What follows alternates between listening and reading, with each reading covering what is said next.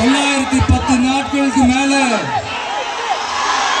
உங்க மண்ணுக்காக போராடிட்டு இருக்கீங்க.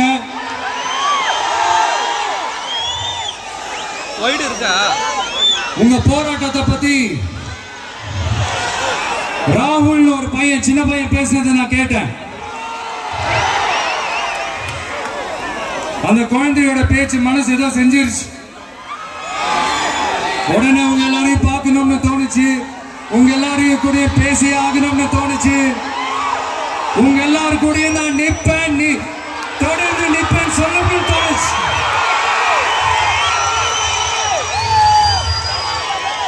ஒவ்வொரு வீட்டுக்கும் ரொம்ப முக்கியமானவங்க அந்த வீட்டில் இருக்கிற பெரியவங்க தான். அதே மாதிரிதான் நம்ம நாட்டுக்கு ரொம்ப முக்கியமானவங்க உங்களை மாதிரி விவசாயிங்க தான்.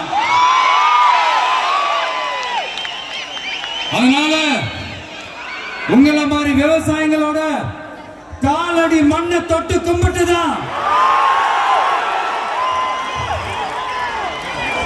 என்னோட பயணத்தை தொடங்கணும்னு ஒரு முடிவோட தான் இருந்தேன். அதுக்கு சரியான இடம் இதுதான் எனக்கு தோணுச்சு.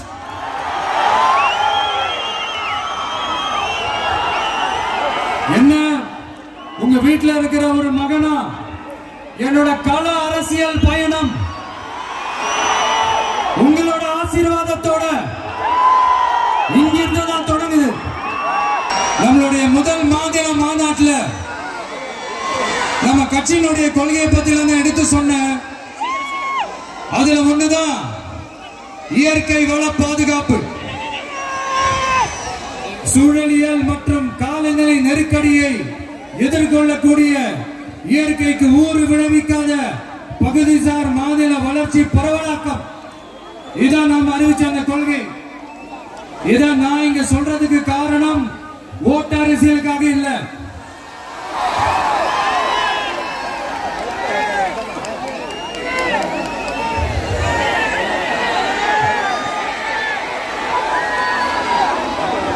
இன்னொரு தீர்மானம் அதே மாநில மாநாட்டில் நான் சொன்னேன்.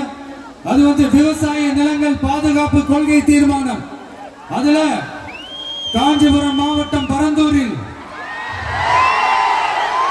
1000க்கும் மேற்பட்ட ஏக்கர் பரப்பளவில் 13 நீர்நிலைகளை அடிச்சு சென்னையை நிரந்தரமாக வெள்ளக்காடாக்கும் திட்டத்தை ஒன்றிய மாநில அரசுகள் கைவிட வேண்டும் என்று வலியுறுத்தின.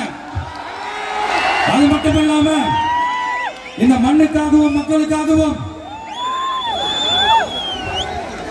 நம்ம விவசாயிகள் பாதிக்கிற இந்த திட்டத்துக்கு எதிராக சட்ட போராட்டம் நடத்தவும் தயங்க மாட்டோம்னு சொல்லியிருந்தோம். அதை இங்க உங்க முன்னாடி ரொம்ப ஸ்ட்ராங்கா வலியுறுத்துறேன். இந்த பிரச்சனையில நான் உங்களோட உறுதியா நிற்பேன். இன்னொரு முக்கியமான விஷயம், நம்மள ஆண்டுகிட்டு இருக்கிற ஒன்றிய அரசுக்கும் மாநில அரசுக்கும் நான் சொல்லணும்னு நினைக்கிறேன். நான் இங்க வளர்ச்சிக்கு எதிரானவெல்லாம் கிடையாது. ஏர்போர்ட்டே வரக்கூடாதுன்னு நான் சொல்லல, இந்த இடத்துல வரக்கூடாதுன்னு நான் சொல்றேன். இதை நான் சொல்லலன்னு வைங்களேன், இவன் வளர்ச்சிக்கு எதிரானவன் அப்படி இப்படின்னு சொல்லி ஒரு கதையை கட்டி ஆரம்பிச்சிருவாங்க. சரி, நமக்கு அதை பத்தி எல்லாம் கவலை இல்லை மெய்ங்க. எல்லாத்துக்கும் மேல இன்னைக்கு இந்த பூமியில வாழ்ற எல்லா உயிரினங்களோட இருப்பையும் புவி வெப்பமயமாதல் பயமுறுத்திட்டு இருக்கு. அதனுடைய ரிசல்ட் தான் ஒவ்வொரு வருஷமும் இந்த மழை காலத்துல வெள்ளத்துல சென்னை சிட்டி எப்படி தத்தளிச்சுக்கிட்டு இருக்கிறத நம்ம பாக்குறோம். இப்ப ரீசன்ட் டைம்ல எடுத்த ஒரு அறிவியல் ஆய்வுல இப்படி ஒவ்வொரு வருஷம் சென்னையில வர ஃப்ளட்டுக்கு காரணமே இங்க இந்த சுற்று வட்டார பகுதியில் இருக்கிற சதுப்பு நிலங்களை நீர்நிலைகளை அழிச்சது தான் சொல்லுது. இப்படி ஒரு சூழல் இருக்கும்போது 90% ஆஃப் விவசாய நிலங்கள் 90% ஆஃப் நீர்நிலைகளை அழிச்சு இங்க இந்த பரந்தூர் விமான நிலையத்தை கொண்டு வரணும்னு எடுக்கிற அந்த முடிவை எந்த அரசா இருந்தாலும் அது மக்கள் விரோத அரசா தான் இருக்க முடியும்.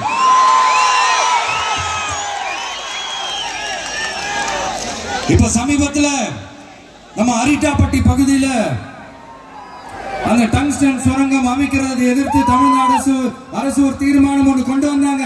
அதை நான் மனப்பூர்வமாக வரவேற்கிறேன். ஆனா அதே நிலைப்பாட்டை தானே இங்க நம்ம பரந்தூர் பிரச்சனையில எடுத்திருக்கணும். எடுக்கணும். எப்படி அரிட்டாப்பட்டி பகுதி மக்கள் நம்ம மக்களோ அதே மாதிரி தானே பரந்தூர் மக்களும் நம்ம மக்கள். அப்படித்தானே ஒரு அரசாங்கம் யோசிக்கணும். ஆனா அப்படி செய்யலையே. ஏன் செய்யல? ஏன்னா இந்த விமான நிலையத்தையும் தாண்டி இந்த திட்டத்தில் அவங்களுக்கு ஏதோ ஒரு லாபம் இருக்குது.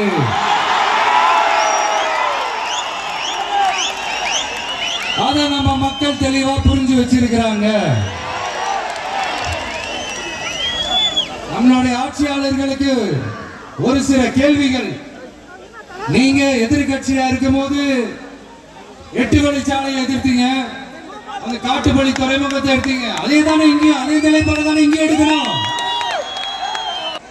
எதிர்கட்சியா இருக்கும் போது விவசாயிகளுக்கு ஆதரவு, ஆளுங்கட்சியா இருக்கும் போது விவசாயிகளுக்கு எதிர்ப்பா? எனக்கு புரியலையே.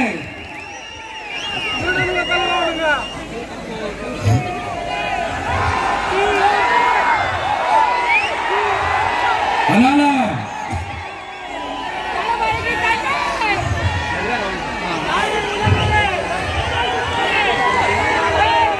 இனிமேலும் சொல்றேன், உங்க நாடகத்தெல்லாம் பார்த்துக்கிட்டு மக்கள் சும்மா இருக்க மாட்டாங்க. நீங்க உங்களோட வசதிக்காக அவங்களோட நிக்கிறதும் அவங்களோட நிக்காம இருக்கிறதும், நாடகம் ஆடுறதும் நாடகம் ஆடாம இருக்கிறதும், அது சரி. நம்புற மாதிரியே நாடகம் ஆடுறதுலதான் நீங்க கில்லாடிங்களாச்சு. அதையும் மீறி நம்ம விவசாயிங்க உங்க போராட்டத்துக்கு எதிராக போராடினாங்கன்னா பிரச்சனை தான். அதனால இனிமேல் உங்க நாடகத்தை பார்த்துக்கிட்டு மக்கள் சும்மா இருக்க மாட்டாங்க. உங்களோட இந்த விமான நிலையத்துக்காக நீங்க ஆய்வு செஞ்ச இடத்தை மறு ஆய்வு செய்யணும்னு ஒன்றிய அரசுக்கும் மாநில அரசுக்கும் நான் கேட்டுக்கிறேன்.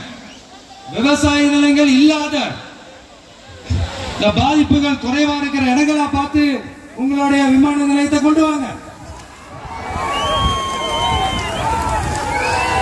வளர்ச்சி தான் மக்களின் முன்னேற்றம். ஆனா அந்த வளர்ச்சின்ற பேர்ல நடக்கிற அழிவு மக்களை ரொம்பவே பாதிக்கும்.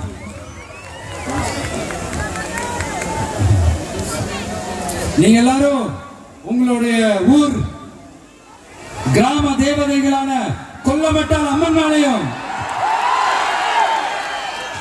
எல்லை அம்மன் மேலையும்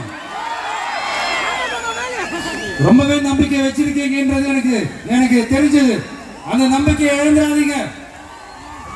உங்களுக்காகவும் உங்க ஊருக்காகவும் இனி உங்க விட்டு பிள்ளையான நாடும் தமிழக வெற்றி கழகத்தோட தோழர்களும் சட்டத்துக்கு முற்பட்டு எல்லா வழிகளிலும் உங்களோட உறுதி அளிப்பேன்.